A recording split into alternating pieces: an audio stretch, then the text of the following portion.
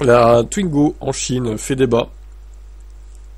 Tu m'étonnes, hein. Twingo qui sera produite en Chine du coup. Donc début 2026, la Twingo fera son retour dans la gamme Renault avec une quatrième génération 100% électrique. L'auto est promise avec un prix de départ sous les 20 000 euros hors bonus. Outre le prix, un autre aspect marquera un tournant dans l'histoire de Renault, la rapidité du développement du projet. Losange s'est donné 2 ans pour concevoir le modèle.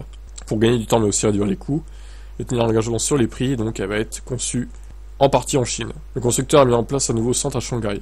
150 personnes y travaillent déjà, principalement des ingénieurs chinois, évidemment. Les Français vont pas aller s'exiler là-bas pour travailler, hein. Pour la plupart en tout cas. Comme l'a relaté le Parisien fin janvier, le syndicat Force Ouvrière a distribué un tract au technocentre de Guyancourt où il était écrit masquant une stratégie de réduction des coûts via le Made in China, mettre en cause les compétences de nos ingénieurs en France. Cette stratégie nous paraît déplacée. Les dirigeants de Renault se veulent rassurants. Philippe Brunet, directeur ingénierie chez Ampère, la filiale électrique de Renault, a indiqué le rôle de la CDC, par le groupe, hein, n'est pas de remplacer le technocentre mais de servir d'éclaireur.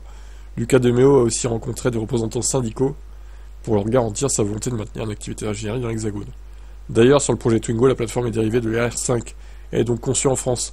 Le design a aussi été réalisé dans l'Hexagone. La production se fera en Europe, dans l'usine slovène où était assemblée la Twingo 3. La marque a dans le même temps remis l'accent sur le Made in France, avec la production des R5 et 4L. Eh oui, mais elles sont plus chères ces voitures. Mais pour Renault, pas question de faire l'autruche face à la Chine. Lucas Demeo n'a pas caché sa volonté d'apprendre des méthodes chinoises.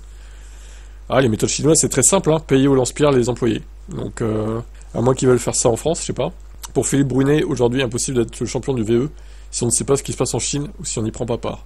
Les ingénieurs français restent toutefois vigilants sur le poids que peut prendre la CDC à l'avenir. Donc, la CDC, Advanced China Development Center, qu'ils ont créé à Shanghai, du coup. Voilà, bah, il faudrait pas qu'à terme, ils soient remplacés, hein, totalement, les ingés français, quoi. C'est ça le risque. Bon, affaire à suivre. Est-ce qu'elle vous intéresserait, même si elle est produite en Chine, cette voiture? Dites-moi en commentaire.